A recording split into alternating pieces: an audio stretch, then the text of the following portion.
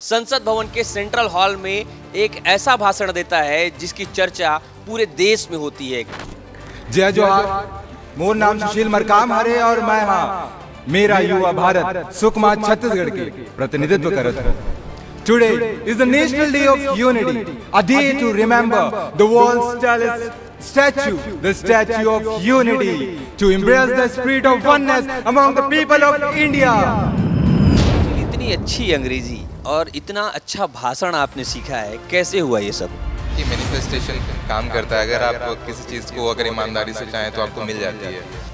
तो जब भी मैं बाहर जाता हूँ, आज तक मुझे, जैसे मैं बोलता हूँ मैं सुकमा छत्तीसगढ़ से हूँ, कुछ लोगों को तो पता नहीं छत्तीसगढ़ किधर होता है। वो कहते हैं एमपी के नीचे है, कुछ बोलते हैं आप गनवन लेके तो नहीं आए हो। मुझे पता चला है कि नरेंद्र मोदी जी ने भी आपकी तारीफ की है। अगर देश के प्रधानमंत्री जी करते हैं तो ये तो बहुत गर्व की बात है।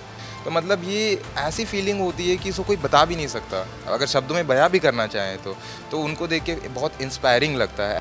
नक्सली आत्मसमर्पण कर रहे हैं, कैसे देखते हैं आप इसे? रास्ते बहुत होते हैं, आप कलम का रास्ता उठा सकते हैं, संविधान का रास्ता भी उठा सकते हैं। हमारी खूबसूरती हमारी संस्कृति है, तो मुझे बस्तर की वजह से, अपने संस्कृति की वजह से बहुत प्यार मिला है, बहुत प्यार मिला है।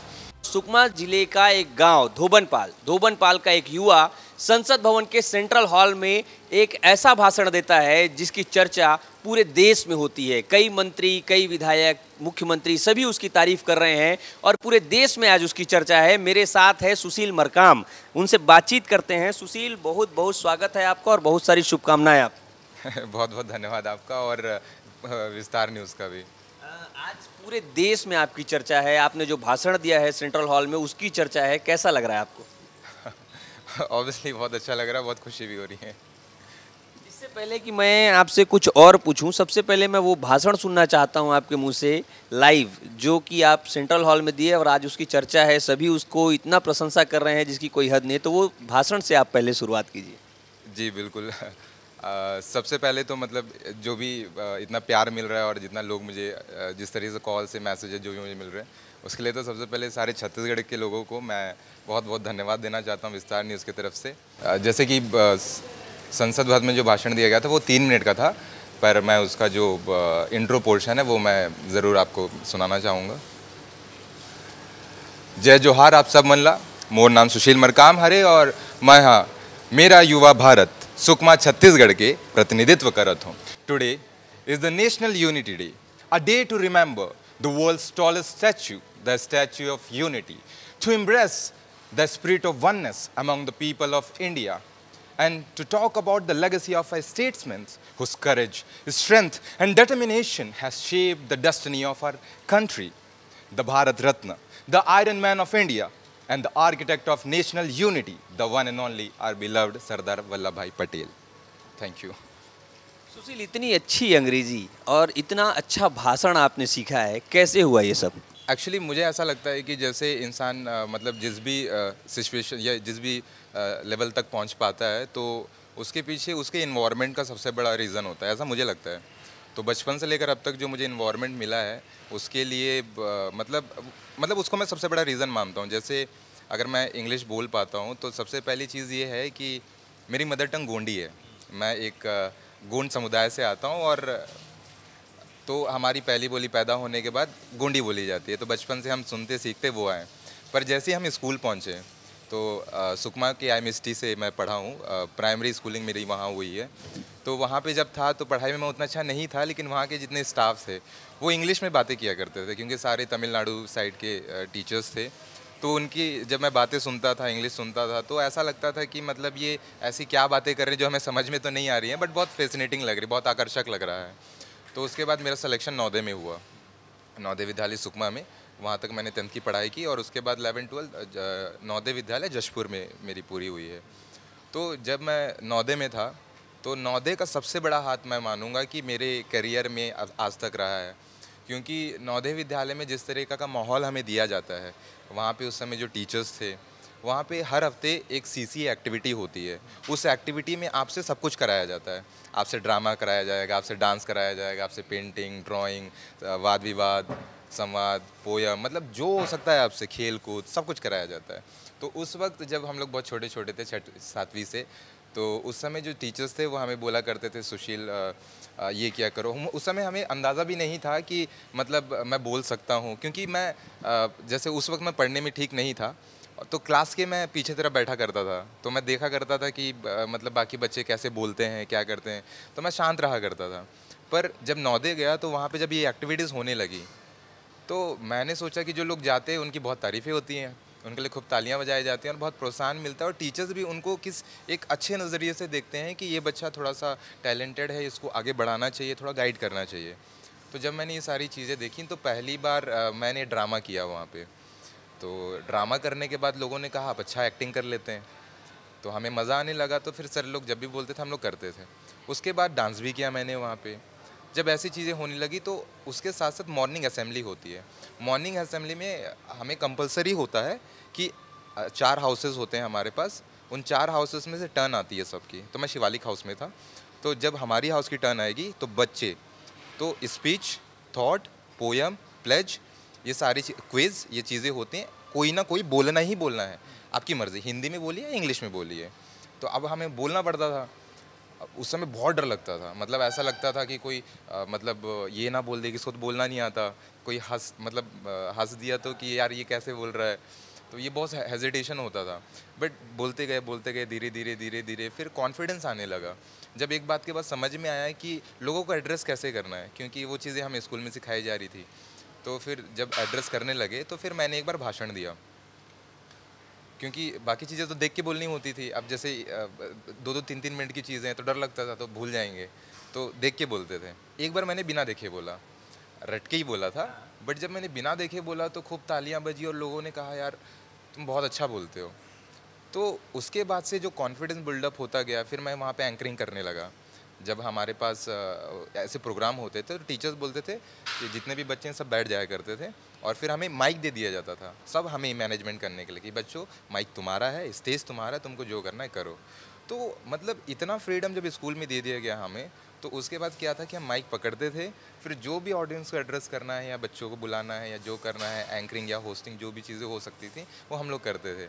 तो आई थिंक ये एक मेन रीज़न है जिसकी वजह से आज मैं इतना बोल पाता हूँ। एक और बैक बेंचर आज फिर से टॉप पे पहुंचा है। हमेशा कहा जाता था जो बैक बेंचर होते हैं वो कुछ नया करते हैं, वो कुछ बड़ा करते हैं। और सुकमा के गांव धोबनपाल से निकल के फिर जसपुर होते हुए दिल्ली तक का सफ़र आपने तय किया है। कैसा लग रहा है, क्या खास रही है इसकी सफ़र की यात्राएं? ये बेहद ख़ास है। मतलब इतना ख़ास है कि मैं बता नहीं सकता आपको।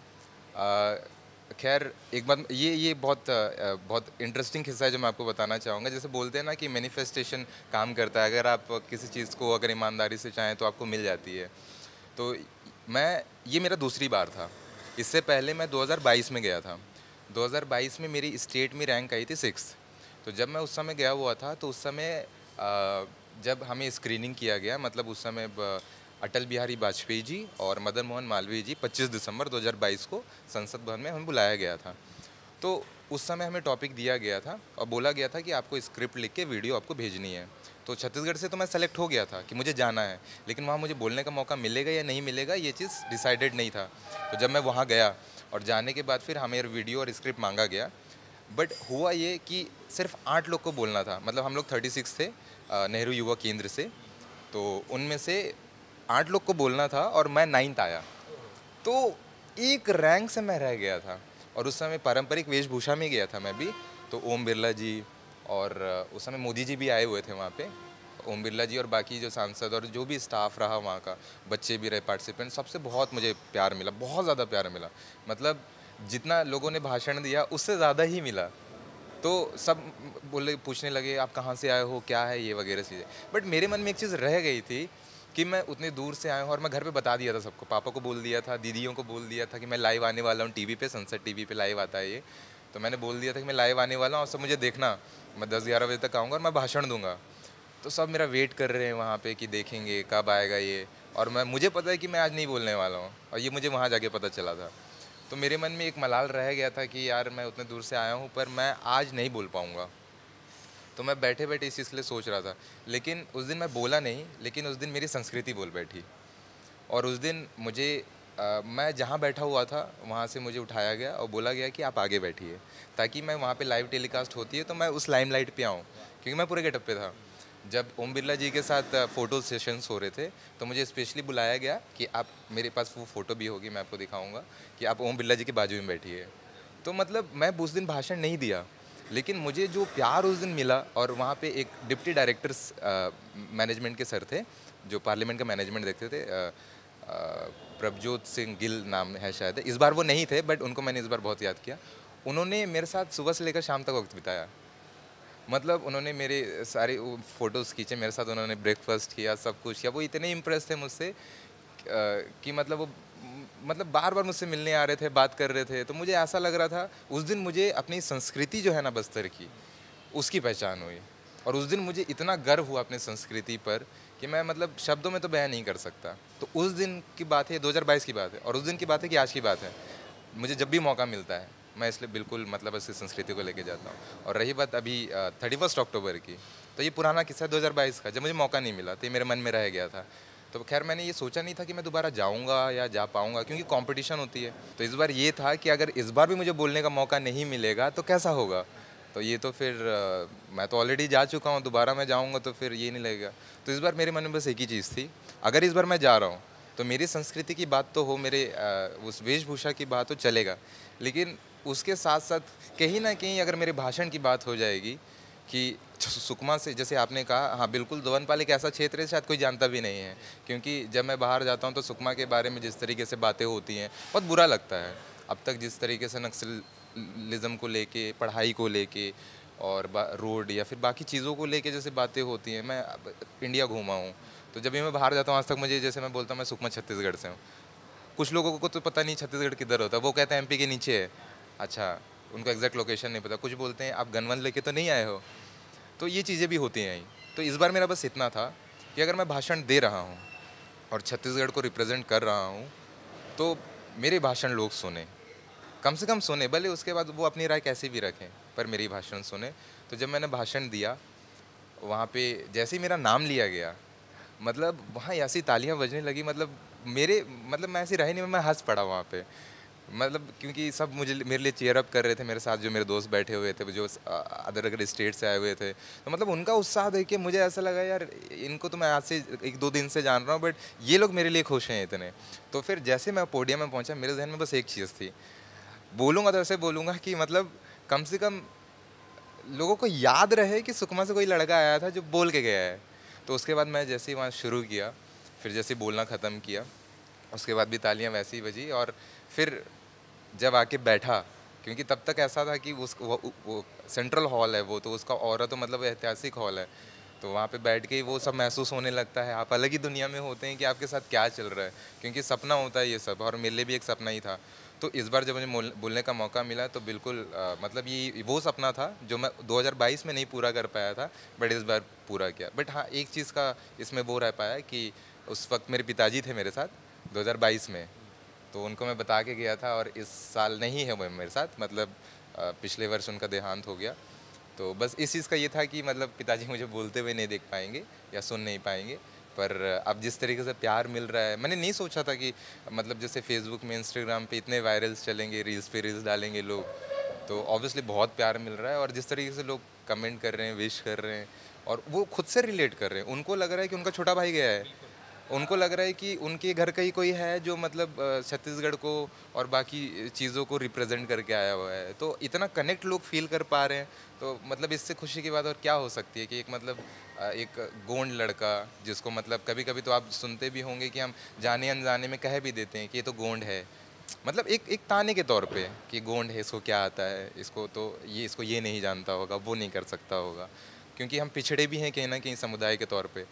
तो ये बहुत गर्व की बात है मेरे लिए, और मैं ये सौभाग्य भी कहूँगा कि मुझे ऐसा मौका मिला दोबारा कि मैं अपने राज्य को और अपने लोगों को और संस्कृति को कहीं ना कहीं राष्ट्र मंच पर प्रस्तुत कर पाऊँ और प्रतिनिधित्व कर पाऊँ। आज कैसा लग रहा है? आज घर से कितने कॉल आ रहे हैं? आप गांव के बारे में बता रहे थे, पिता के बारे में बता रहे थे। आपके पिताजी को मैं बहुत अच्छे से जानता था, मैं बचपन उनको देखा हूँ, बहुत अच्छा बोलते थे, राजनीति में एक्टिव रहे हैं और उन्होंने बहुत कुछ सिखाया भी है हमको। और आज कैसा महसूस हो रहा है? गाँव से कितने कॉल आ रहे हैं? लोग कब बुला रहे हैं कि नहीं बुला रहे हैं? क्या है आज का माहौल कैसा है? घर तरफ से कौन क्या-क्या बोल रहा है आपके लिए? घर में तो बहुत खुशी का माहौल है। मतलब मेरे घर पे जितने भी हैं चाचा, दीदी, भाई-बहन सब खुश हैं। मतलब एक्चुअली वहाँ पे हमें फ़ोन अलाउड्स नहीं थे, तो मैं किसी को शाम तक मैं कांटेक्ट ही नहीं कर पाया था। तो वीडियो भी लाइव टेलीकास्ट हो रही थी, बट कुछ रीज़न से थोड़ी देर बाद डली, तो मैं भी नहीं देख पाया था। जब मैंने देखा तो फिर मैंने उनको लिंक शेयर किया, फिर उन लोगों ने देखा, तो जैसे उन लोगों को मैंने भेजा वो तुरंत उन लोगों ने अपलोड करना चालू कर दिया, इस दूसरे भेजना चालू कर दिया। और उसके बाद जब अभी जैसे आई थिंक मिलियंस व्यूज़ चले गए, मुझे जहाँ तक पता चला, वो लोग बता रहे थे, तो वो लोग इतने खुश हैं कि भाई मिलियन व्यूज़ चला गया, इतना अच्छा कमेंट्स कर रहे हैं ऐसे करके, तो वो लोग तो बहुत खुश हैं। और मुझे फ़ोन तो आ रहे हैं, खैर सुकमा से भी आ रहे हैं, काफ़ी आ रहे हैं, वो लोग मिलना चाह रहे हैं कि कब आ रहे हो आप, पूछ रहे हैं। पूरे छत्तीसगढ़ से अलग-अलग लोग आपकी प्रशंसा कर रहे हैं, मिनिस्टर्स प्रशंसा कर रहे हैं। मुझे पता चला है कि नरेंद्र मोदी जी ने भी आपकी तारीफ़ की है। तो इसे कैसे देखते हैं? ये कितनी बड़ी बात है आपके लिए? ये देखिए, हमारे देश का अगर एक आम नागरिक की तारीफ़ अगर देश के प्रधानमंत्री जी करते हैं, तो ये तो बहुत गर्व की बात है। क्योंकि उनसे मतलब रूबरू मैं ऐसे हुआ हूँ, जैसे पिछली बार भी वो संसद भवन पे आए हुए थे, और उससे पहले भी मैं नेशनल यूथ फेस्टिवल पे भी उनको देखा है मैंने। कर्नाटक में मैं गया था एक बार, वहाँ पे भी। और वो अगर सुकमा को इस तरीके से एड्रेस करें, वहाँ के एक लड़के को अगर प्रशंसा कर रहे हैं उसकी, तो ये मेरे लिए सच में बहुत ज़्यादा गर्व की बात है। मोदी जी से ऐसे मिलना, रूबरू होना, मोदी जी को देखना, कैसा लगता है और मोदी जी के बारे में क्या कहना चाहोगे आप? क्योंकि कल वो छत्तीसगढ़ भी आए थे, लाखों लोग उनको देखने के लिए पहुंचते हैं, उनकी एक झलक पाने के लिए परेशान रहते हैं। तो ऐसे में जब आप सामने देखते हो देश के प्रधानमंत्री को, सुकमा के गांव से निकला हुआ लड़का जब प्रधानमंत्री के सामने बैठता है, आप बता रहे थे ओम बिरला के बाजू में आप बैठे हो, आपके साथ काफ़ी बातचीत की, आपकी तारीफ़ की, कैसा लगता है ये सारी चीज़ें? आ, ये जैसे मैंने कहा एक आम नागरिक, अब जैसे हम लोग जिस क्षेत्र से आते हैं, तो अभी ये मतलब मेरे लिए पर्सनल अचीवमेंट तो है, बट फिर भी बहुत कुछ करना बचा हुआ है। लेकिन फिर भी जब आप ऐसे जगह पे पहुंचते हो और ऐसे बड़े बड़े नेताओं से मिलते हो जो मतलब देश चला रहे हैं, तो हमने तो जैसे हम टीवी पे देखते हैं लाइव, तो ऐसा लगता है कि क्या हम कभी मिल भी पाएंगे या नहीं भी मिल पाएंगे, ऐसी चीज़ें होती हैं। तो जब वहाँ पे हम लोग बैठे हुए थे, तो हमें इस बात का अंदाज़ा तो था कि मतलब कोई ना कोई आएगा, क्योंकि एमपीज़ भी आए हुए थे इस बार भी, जैसे उपराष्ट्रपति जी भी आए हुए थे, और बाकी एमपीज़ भी आए हुए थे। तो जैसे मोदी जी की भी बात हुई, तो जब उनको लाइव देखते हैं, तो सच बताओ तो पूरे बॉडी में एक सेंसेशन सी आती है, मतलब एक, क्योंकि वो गूज़बम्प जैसी फीलिंग आती है। क्योंकि पहली बात तो वो सेंट्रल हॉल है, मतलब हो सकता है बहुतों को नहीं पता हो कि मैं बताना चाहूँगा कि वो संसद भवन जो है, पुरानी संसद भवन, जब हमें आज़ादी मिली थी और जब देश में चर्चे चल रहे थे कि देश को कैसे चलाया जाएगा, तो वो सेंट्रल हॉल है जहाँ पे हमारा कार्यक्रम हुआ था। प्राइड ने करवाया था ये कार्यक्रम। तो वो केंद्रीय कक्ष है जहाँ पे कॉन्स्टिट्यूशन असेंबली, जिसने संविधान निर्माण किया, उनकी वहाँ पहली बैठक हुई थी, और वहीं से सारी चर्चाएं शुरू हुई थी। और इतनी आज हमें जो इतना बड़ा दुनिया का सबसे बड़ा संविधान मिला है, ये उनकी देन है। तो उस केंद्रीय कक्ष में बैठना और फिर उन नेताओं को देखना जो देश चला रहे हैं, तो मतलब ये ऐसी फीलिंग होती है कि इसको कोई बता भी नहीं सकता, अगर शब्दों में बयां भी करना चाहें तो उनको देख के बहुत इंस्पायरिंग लगता है। ऐसा लगता है कि अब यहाँ से जा रहे हैं, तो अब तो कुछ ऐसा करना है कि दोबारा यहाँ आए ना आए, लेकिन हमारे यहाँ से जाने के बाद देश में ज़रूर फ़र्क पड़ना चाहिए। आपकी इस बात को मैं रिलेट कर पा रहा हूँ, क्योंकि कल ही मोदी जी की सभा थी और जब मैं उसे कवर कर रहा था तो मैं बहुत करीब से मोदी जी को सुन रहा था, देख रहा था। जब वो हाथ हिला के अभिवादन कर रहे थे तो ऐसा लग रहा था कि वो मुझे ही देख के अभिवादन कर रहे हैं। तो मैं इस बात को समझ सकता हूँ कि कितनी सेंसेशन होती है, कितना अच्छा फील होता है, लोग आपको देखते हैं, सुनते हैं कि आप मोदी जी के साथ या मोदी जी की सभा कवर कर रहे हैं। तो मैं ये बात को समझ सकता हूँ कि आपको कैसी फीलिंग आ रही हो, क्योंकि आप धोबनपाल से निकले हैं, मैं छिंदगढ़ से निकला हूँ, दोनों सुकमा ज़िले से ही आते हैं। तो ये हम दोनों के लिए बहुत बड़ी बात रही होगी। लेकिन हम बात कर रहे थे सुकमा की। आप बोले सुकमा के बारे में लोग जानते नहीं हैं, कैसी बात करते हैं, नक्सलिज़म के बारे में बात करें। लेकिन अब नक्सल मुक्त हो रहा है छत्तीसगढ़ नक्सल मुक्त हो रहा है, सुकमा में बड़ी बड़ी कार्रवाई हो रही है, बड़े बड़े नक्सली आत्मसमर्पण कर रहे हैं। कैसे देखते हैं आप इसे, और आने वाले समय को, सुकमा को कैसे देखते हैं? देखिए, पहली बात तो मैं ये कहूँगा कि सबके राजनीतिक जो विचार हैं वो अलग अलग हो सकते हैं, और मैं जो अभी कहने जा रहा हूँ वो मेरा व्यक्तिगत विचार है। और जैसे कि इतने सरेंडर हो रहे हैं और जो भी इनकाउंटर ऑपरेशन चलाए जा रहे हैं सुकमा में, और ये बहुत बड़ी सफलता है प्रशासन के लिए और सुकमा के लिए या फिर ऐसे क्षेत्रों के लिए जहाँ पे इस वजह से लोग काफ़ी परेशान रहे और विकास की गति कहीं ना कहीं धीमी रही इस वजह से। अगर मैं अपना विचार इस पे अगर रखना चाहूँ तो मैं कुछ इस तरीके से सोचता हूँ कि बिल्कुल कम होना चाहिए, क्योंकि ये सही रास्ता तो नहीं है। रास्ते बहुत होते हैं, आप कलम का रास्ता उठा सकते हैं, संविधान का रास्ता भी उठा सकते हैं।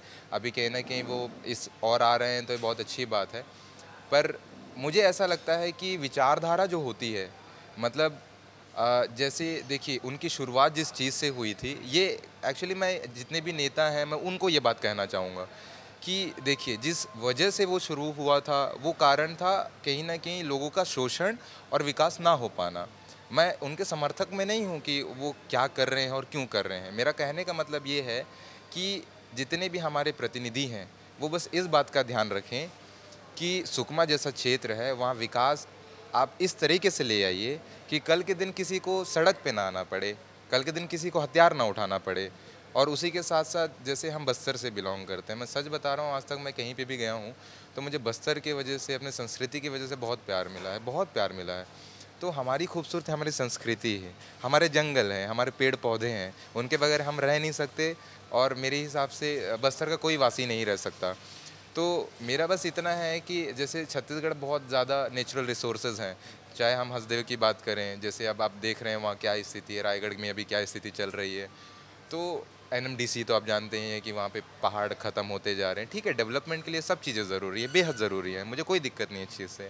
लेकिन मेरा बस इतना अनुरोध है कि हमारे GDP के लिए और हमारे विकास के लिए आपको जो करना है करिए, बट वहाँ के जो लोकल्स हैं उनको आप बस लेबर बना के मत रखिए।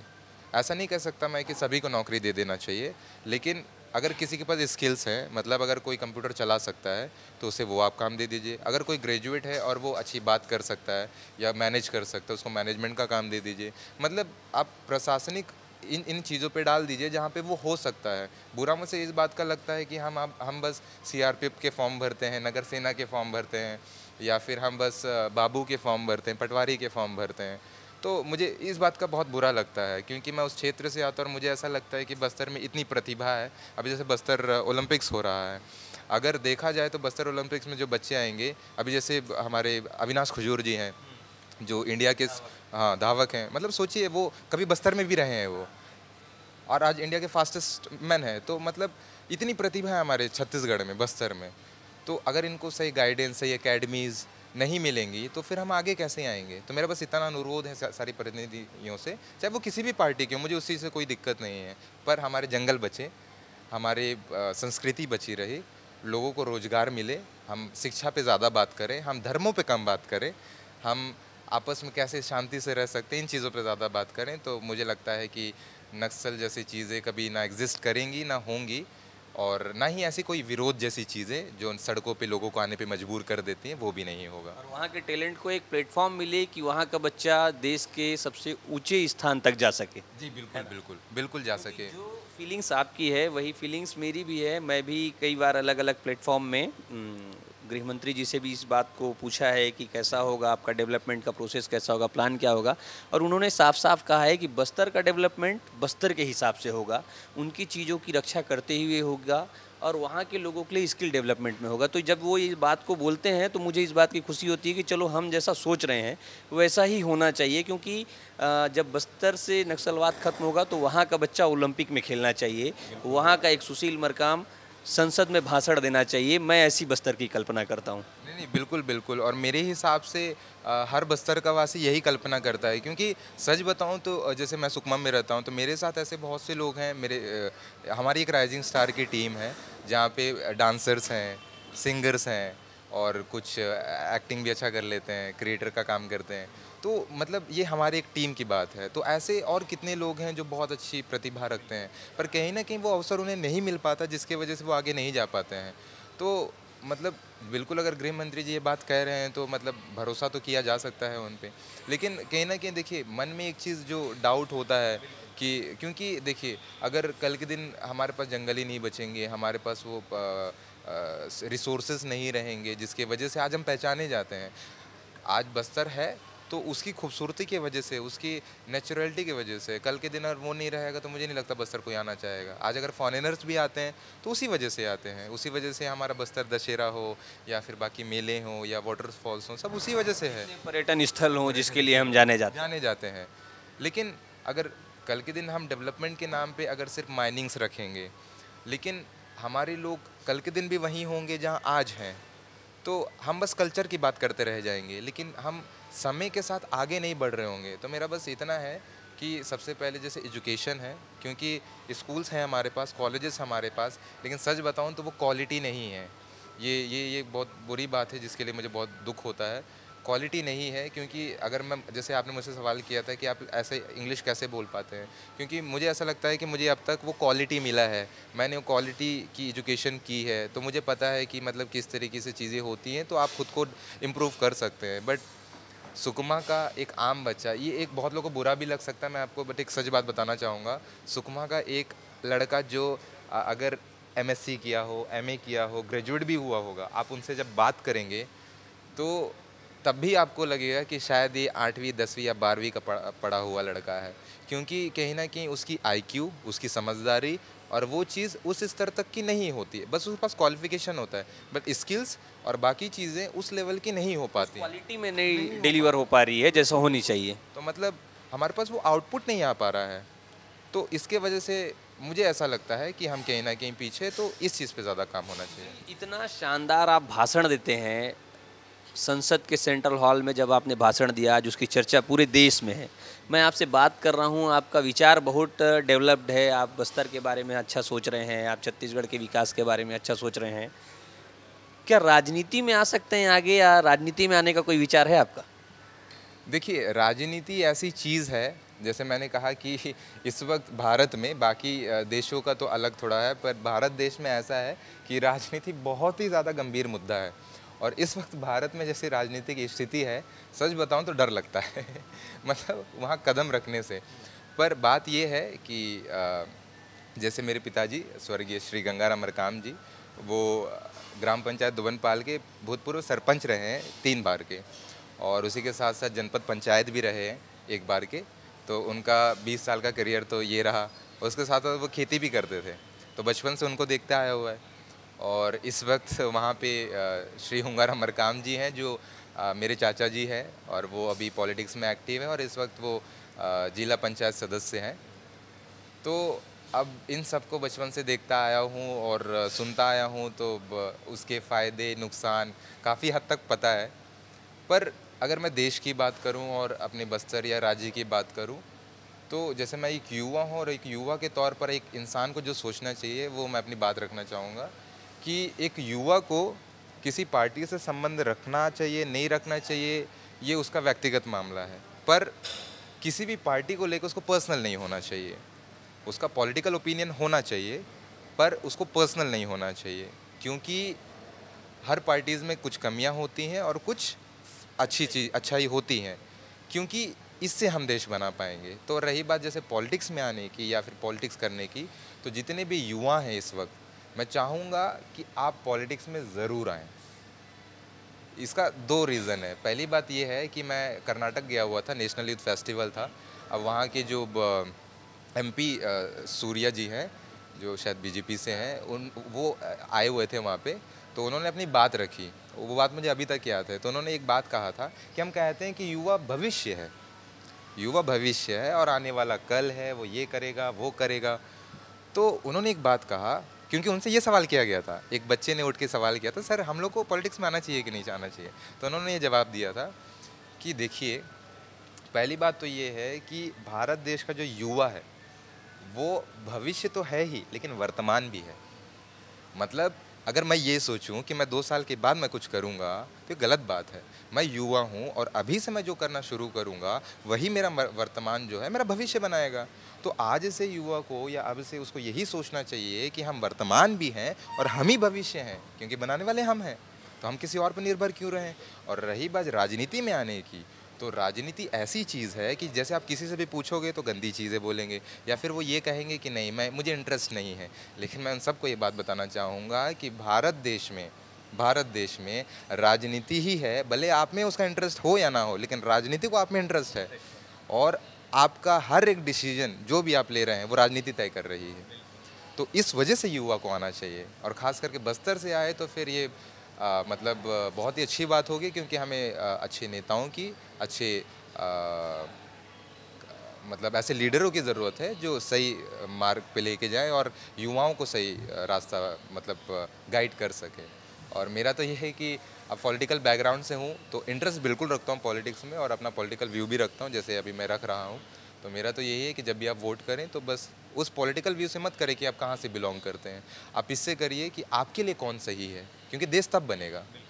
हम पार्टियों में बढ़ जाएंगे, भाषाओं में बढ़ जाएंगे, धर्मों में बढ़ जाएंगे तो फिर देश नहीं बनने वाला, वो टुकड़े टुकड़े ही होते रह जाएंगे। तो मेरा ये है कि अगर मान लीजिए कभी आना भी हुआ मेरा, तो मैं जैसे मैं बात कर रहा हूँ मैं बिल्कुल इसी तरीके की अगर राजनीति करना चाहूँगा, अगर कभी आया भी तो। पर इस वक्त तो मेरे और भी कुछ प्लान्स हैं और फिलहाल मैं वो सारी चीज़ें करना चाहूँगा। सुशील, आज आप उस मुकाम पे पहुंचे हैं जहां पे आपकी बात पूरा देश कर रहा है और बहुत ज़्यादा खुश हैं लोग आपके लिए, आपकी तारीफ़ें कर रहे हैं। लेकिन यहां तक पहुंचने के लिए आपने कितनी मेहनत की और आपका इंस्पिरेशन क्या रहा? आप किसको आइडियल मान के आगे बढ़े हैं और कैसे यहाँ तक पहुँची, इसके बारे में बताइए। जी बिल्कुल। पहले बात तो मैं सबको ये बताना चाहूँगा कि जैसे एक सुकमा का लड़का गया है, ये मतलब जिस तरीके से थंबनेल्स आ रहे हैं या हेडलाइंस बन रहे हैं, बेशक बन रहे हैं, क्योंकि एक आदिवासी लड़का जो गोंड समुदाय से आता है और सुकमा जैसे क्षेत्र से आता है, इसलिए बिल्कुल इस तरीके से खबरें आ रही हैं और ये गर्व की बात भी है। पर मैं आप सभी को ये भी बताना चाहूँगा विस्तार न्यूज़ के द्वारा कि सिर्फ मैं नहीं, बस्तर का, छत्तीसगढ़ का कोई भी लड़का लड़की अगर जाना चाहते हैं तो किसी भी उम्र की क्यों ना हो, वो उस हॉल तक, उस संसद भवन तक जा सकते हैं और छत्तीसगढ़ का प्रतिनिधित्व कर सकते हैं। और इसके लिए बस आपको ये करना होगा कि नेहरू युवा एक केंद्र संगठन है जो अभी इस वक्त मेरा युवा भारत एक पोर्टल है, आप वहाँ जाकर रजिस्ट्रेशन कर सकते हैं। और उसी के साथ साथ हर वर्ष यूथ पार्लियामेंट एक कंपटीशन होता है जो 3 लेवल पे होता है, डिस्ट्रिक्ट लेवल, स्टेट लेवल और फिर नेशनल लेवल। तो डिस्ट्रिक्ट लेवल में जो भी फर्स्ट सेकंड आएंगे उनको स्टेट भेजा जाएगा, फिर वहाँ पे सारे डिस्ट्रिक्ट के पार्टिसिपेंट आएंगे। और इस बार मैं बता दूं कि ये भी छत्तीसगढ़ की विधानसभा में हुआ था। जी, ये हम लोग आए हुए थे यहाँ पे और यहाँ पे भी हमें बहुत वो अच्छा रिस्पांस मिला था। तो विधानसभा में हुआ था, तो सारे डिस्ट्रिक्ट के बच्चे विधानसभा आते हैं और विधानसभा में ये कार्यक्रम होता है। फिर इसमें जो फर्स्ट सेकंड थर्ड आते हैं, तो जो फर्स्ट सेकंड थर्ड आते हैं उन बच्चों को फिर नेशनल भेजा जाता है। हर स्टेट से और यूटी से बच्चे निकाले जाते हैं, फिर वहाँ पे फिर फर्स्ट सेकंड थर्ड निकाला जाता है। फिर उनको मोमेंटो और बाकी जितने भी मिनिस्टर्स होते हैं वहाँ पे भी प्रॉपर तरीके से होता है, पूरा संसद भवन जैसा, तो वो सारी चीज़ें होती हैं। पर अब जैसे फर्स्ट सेकंड थर्ड चले गए तो बाकी जो टॉप 5 में या फिर टॉप 10 में जो बच्चे रह जाते हैं, फिर उनको जाने का मौका मिलता है जब ऐसे प्रोग्राम्स होते हैं। तो मुझे जाने का मौका मिला क्योंकि मैं 4th आया हुआ था, स्टेट में मेरी रैंक 4th थी, इस वजह से मुझे जाने का मौका मिला था। तो मैं फिर से यही बात कहूँगा कि अगर आप में से कोई भी जाना चाहता है तो या तो आप मुझसे भी संपर्क कर सकते हैं, मुझे कोई दिक्कत नहीं है, मैं आपको बिल्कुल गाइड करूँगा। और आपको भी ये मौका मिल सकता है कि आप अपने राज्य को, अपनी जगह को वहाँ पे प्रतिनिधित्व कर सकते हैं। और रही बात दूसरी कि जैसे मैं आपको मतलब इंस्पिरेशन किसको मानता हूँ, तो देखिए अगर कोई भी इंसान कहीं पहुँचता है तो सबसे बड़ा हाथ जो होता है गुरुओं के बाद, गुरुओं से भी पहले वो होता है माँ बाप का, क्योंकि सबसे पहले गुरु तो वो आपके वो होते हैं। क्योंकि जब से आप मतलब छोटे होते हैं, छोटे से बड़े तक जिस तरीके से आप परवरिश किया जाता है और फिर आपका ध्यान रखा जाता है आपकी छोटी बड़ी हर चीज़ का, तो मेरे जो प्रेरणा के स्रोत रहे हैं वो मेरे पिताजी रहे हैं। उनका नाम स्वर्गीय गंगाराम मरकाम है, जैसे मैंने बताया, क्योंकि बचपन से उनको देखते हैं। जैसे मैंने कहा वो गांव के मुखिया थे, ग्राम पंचायत धोबनपाल के वो मुखिया रहे हैं और काफ़ी वर्ष जब तक वो जीवित रहे तब तक वो मुखिया की तरह रहे। तो वो मैं जब बचपन से उनको देखता था कि जैसे सुबह हो जाती थी, लोग क्या कहते हैं चाय नाश्ता करते हैं, ये रूटीन होता है नॉर्मली। पापा का ये होता था कि जैसे ही सुबह हुआ हमारे घर के बाहर 20 लोग होते थे, कि उनको प्यार से दादा बोलते थे सब वहाँ पे। दादा ने तो सियान बोल, सियान का मतलब होता है मुखिया। हम लोग भी गंगा दादा के नाम से जानते हैं। जी जी। तो सब घर के बाहर होते थे, तो फिर उनके सब चाय नाश्ता बनता था, फिर पापा बैठते थे उनके साथ, फिर वो सब अपना प्रॉब्लम बताते थे, पापा सॉल्व करते थे। तो बचपन में तो बहुत चीज़ें समझ में नहीं आती थी क्या चल रहा है, बट इतना समझ में आता था कि लोग पापा के पास आए क्योंकि उनको कुछ मदद चाहिए, तो चाहे ज़मीन से जुड़ा हुआ हो या फिर कोई और समस्या हो, पैसे का, शादी ब्याह का, पापा खुले दिल से करते थे। तो ये सारी चीज़ें देखता था तो मुझे लगता था कि पापा की सब इतनी इज्जत क्यों करते हैं। आप देखो कि बस्तर में कल्चर है कि जब हम किसी का पैर छूते हैं तो चप्पल दूर रख के जाते हैं, काफ़ी दूर, ऐसा भी नहीं कि पास में, चप्पल पहन के भी नहीं जाते। तो जब पापा के पास कोई मिलने आता था तो दूर रख के लोग उनसे पैर छूने जाते, तो मुझे लगता था यार इतनी इज्जत करते हैं लोग, मतलब कितने मतलब पापा ऐसा कुछ तो काम कर रहे होंगे जिससे कि मतलब लोगों की ज़िंदगी में फ़र्क पड़ रहा है। तो जब जैसे जैसे थोड़ी समझ आने लगी तो समझ में आया कि पापा सरपंच हैं, गांव के मुखिया हैं, तो ऐसे गांव इस हिसाब से चलती है और गांव इस वजह से पापा को कितना प्यार करते हैं। तो पापा सुबह से लेकर शाम तक उन लोगों के काम में उलझे रहते थे। हम लोग उनके लिए चाय नाश्ता बना के बैठे रहते थे कि कब करने आएंगे, क्योंकि उनको शुगर भी था तो उनकी तबीयत भी थोड़ी ठीक नहीं होती थी। तो ये था कि उन सही पे चाय नाश्ता कर लें तो कम से कम वो ठीक रहें, ताकि टैबलेट वैबलेट खा लें। बट ऐसा होता था कि वो सुबह से शाम तक निकले हुए आए नहीं है, फिर वो आराम से 1-2 बजे आते थे। अब 1-2 बजे फिर नाश्ता थोड़ी करेगा आदमी, फिर वो खाना खाते थे, लेकिन उससे पहले फिर नहाना वहाना, वो बहुत धार्मिक व्यक्ति भी थे, वो पूजा पाठ भी बहुत किया करते थे।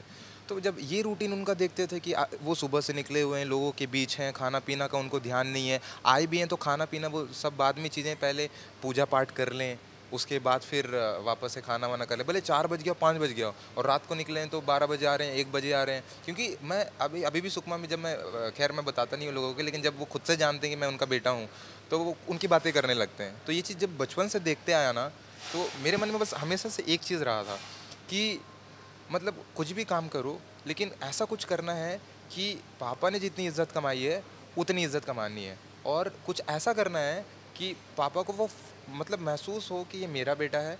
और क्योंकि पापा किसी से डरते नहीं थे और वो मतलब निडर रहते थे, और लोगों के लिए जहाँ भी लोगों की बात है वो मतलब उस मजबूती के साथ खड़े होते थे, चाहे सामने कोई भी हो। तो उन्होंने हमेशा एक बात बताई और एक बात सिखाई कि बेटा कभी किसी से डरना मत, कुछ भी चीज़ हो कभी किसी से डरना मत। अगर गलत नहीं किया तो डरने की ज़रूरत भी नहीं है, और ईमानदारी से वो काम करो जो ज़िंदगी में करना चाहते हो, वो तुमको ज़रूर मिलेगा। सपने जितने बड़े देख सकते हो देखो। तो पापा ने हमें बड़े सपने देखना दिखाया, निडर होना सिखाया, ज़िंदगी जीना सिखाया, और उन्होंने सिखाया कि एक अच्छी ज़िंदगी अच्छे तरीके से कैसे जी जाती है। आपने बताया कि आज पापा नहीं हैं, लेकिन अगर आज पापा होते तो आप जाके उनसे सबसे पहले क्या बोलते? क्योंकि 2022 में जब आप भाषण नहीं दे पाए थे तो वो इंतज़ार कर रहे थे। अगर आज होते, या फिर क्या कहना चाहते आप उनसे? देखिए मैं सच बताऊं तो पिछले कुछ टाइम से तो उनको बहुत याद करते हैं हम लोग, ऐसा नहीं कि नहीं करते हैं। ये थोड़ा भावुक का क्षण भी हो जाता है, जैसे इस वक्त भी मैं बात कर रहा हूँ, थोड़ा सा अब वो चीज़ लग रही है, क्योंकि अब रिसेंटली दिवाली भी था। और रही बात 2022 की, तो जब मैं जा रहा था तो उस वक्त उस समय पापा की तबीयत थोड़ी ठीक नहीं थी, पिछले 4-5 सालों से उनकी तबीयत ठीक नहीं थी, और इन्हीं कारणों से उनका थोड़ा देहांत मतलब काफ़ी लंबा समय रहा हॉस्पिटल्स के। हम लोगों ने काफ़ी चक्कर लगाए और फिर आखिरी में वो मतलब उनका देहांत हो गया। तो जब मैं 2022 में जा रहा था तो वो बाहर बैठे हुए थे घर के बाहर ही, तो मैं उनको बोला पापा मैं ना दिल्ली जा रहा हूँ। अब हर एक चीज़ तो आप एक्सप्लेन नहीं कर सकते क्योंकि सब चीज़ें नहीं समझ में आती हैं, तो मैंने उन्हें बस इतना बोला पापा मैं दिल्ली जा रहा हूँ, हो सकता है मोदी जी से भी मैं मिलूँ क्योंकि वो वहाँ आएंगे, और वहाँ पे जाके मैं भाषण दूंगा। ये संसद, पापा तो संसद भवन पॉलिटिक्स बहुत फॉलो करते थे, बिल्कुल जानते हैं। तो उनको मैंने जब ये चीज़ बताया तो पापा की आंखों में आंसू आ गए, वो रोने लग गए मतलब उनके आंखें आंसू आ रहे थे, और मैं बस ये देख रहा था कि मतलब मैं फिर शांत हो गया, मैं उससे जाके कुछ बोल ही नहीं पाया। फिर पापा ने बस इतना बोले ठीक है बेटा अच्छे से जाना, और मैं टीवी पे देखूंगा, मैं बिल्कुल वेट करूंगा, इस तरीके से। तो अभी जैसे जब भाषण दिया भी और जाने से पहले मेरे जहन में बस इतना ही चल रहा था कि उस समय उनकी आंखों में आंसू थे, आज भी होते तो आज भी उनकी आंखों में आंसू होता, वो खुशी के आंसू। क्योंकि पापा एक चीज़ कहते थे, बेटा मेरी तबीयत थोड़ी ठीक नहीं है, अभी मैं वो तुम लोग को वो नहीं दे पा रहा हूँ जो तुम लोग को मैं दे सकता हूँ। पर सच कहूँ तो पापा आज नहीं है, लेकिन उनका दिया हुआ सब कुछ है हमारे पास, किसी चीज़ की कमी नहीं है। और सबसे बड़ी बात तो उनका दिया हुआ आत्मविश्वास, सम्मान और मतलब जो परवरिश है वो है। तो आज शायद खुशी की वजह से रो रहे होते, पर आज जहाँ कहीं भी उन्हीं की वजह से ही हूँ, और याद तो करते ही हैं, बट इतना मानता हूँ कि उनका आशीर्वाद हमेशा साथ है और रहेगा, और कोशिश मैं करता रहूँगा कि उनका नाम हमेशा इसी तरीके से ऊंचा रहे और उनको जहाँ पे भी हो गर्व महसूस करते रहें। आप बात कर रहे थे कि पापा के जैसा बनना है, उनके जैसा नाम कमाना है। आज आप उनके जैसे बन पाए हैं, उनके जैसा ही नाम कमाए हैं, आज देश में आपकी चर्चा हो रही है। जी, बिल्कुल लेकिन फिर भी मैं कहूँगा कि उनके जैसा बनना बहुत मुश्किल है क्योंकि वो ऐसे व्यक्ति थे कि बहुत साधारण से रहते थे, उनके पास सब कुछ था।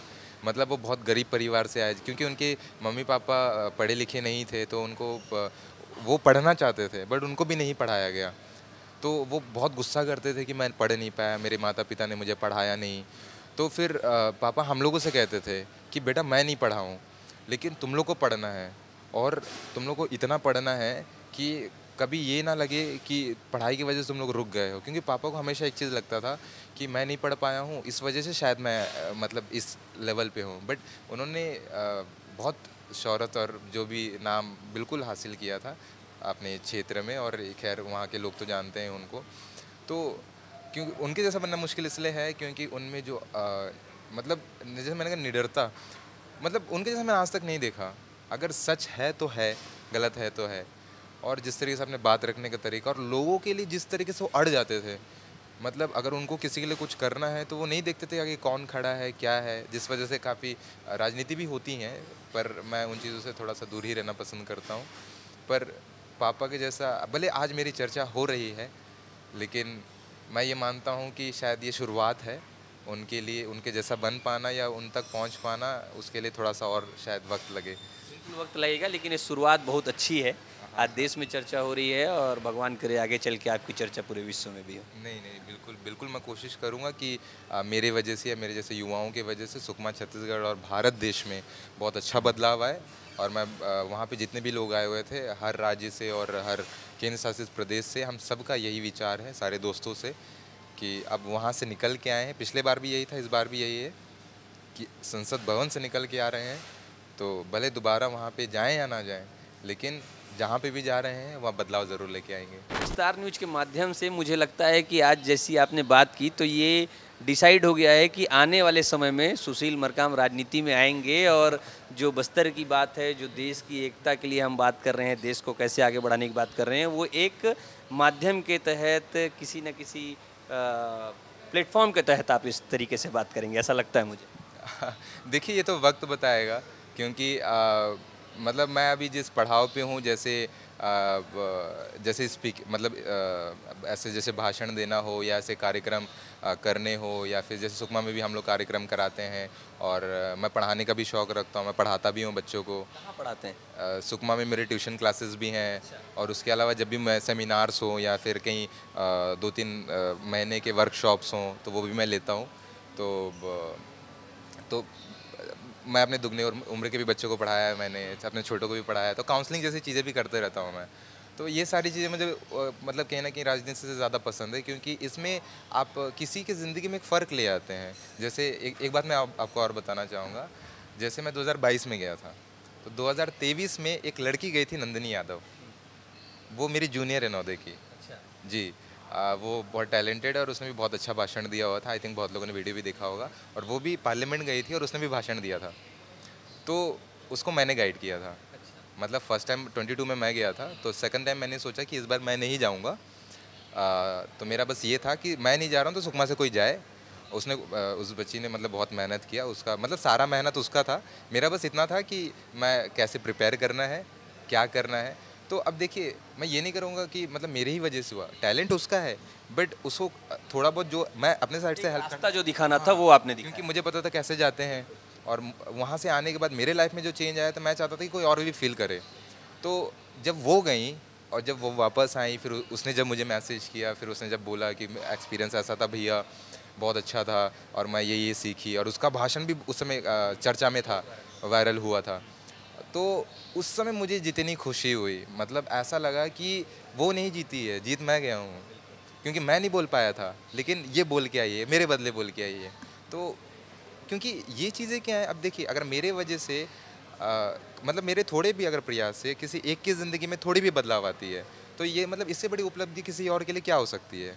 तो इसी वजह से मेरा बस इतना प्रयास रहता है कि अगर मैं अपने थ्रू कुछ भी छोटा मोटा काम अगर किसी के लिए कर पाऊँ, थोड़ा बहुत हेल्प या जैसा भी चीज़ है, तो वो मुझे ज़्यादा पसंद है। सुशील, आपसे बात करके बहुत अच्छा लगा और मुझे लगता है कि अभी जो हमारी बातचीत है, जब ये सुनेंगे बस्तर के लड़के ही नहीं, पूरे देश में कहीं के भी बच्चे सुनेंगे तो उनके भी ज़िंदगी में ज़रूर बदलाव आएगा और वो भी ऐसा कुछ चाहेंगे जैसा आपने किया, देश का, छत्तीसगढ़ का, सुकमा का, धोबनपाल का जैसे आपने नाम रोशन किया, वो भी ऐसा कुछ कर पाएंगे। बहुत बहुत धन्यवाद आपसे बात करने की। बहुत बहुत धन्यवाद आपका भी। तो ये हम बातचीत कर रहे थे सुशील मरकाम से, जिनका एक वीडियो वायरल हो रहा है, जिसके देश में सभी लोग प्रशंसा कर रहे हैं, क्योंकि संसद भवन के सेंट्रल हॉल में वो स्पीच दिया गया था। सुकमा से निकलने वाला बच्चा इंग्लिश में जब स्पीच देता है तो पूरे संसद भवन में तालियां बजती है और उसकी गूंज पूरे देश में होती है। हमारी ये बातचीत कैसी लगी हमें कमेंट करके बताइएगा, और अगर इससे कोई बदलाव आपके जीवन में भी आता है तो वो भी बताइएगा। कैमरा पर्सन अखिलेश के साथ सौरभ तिवारी, विस्तार न्यूज़, रायपुर।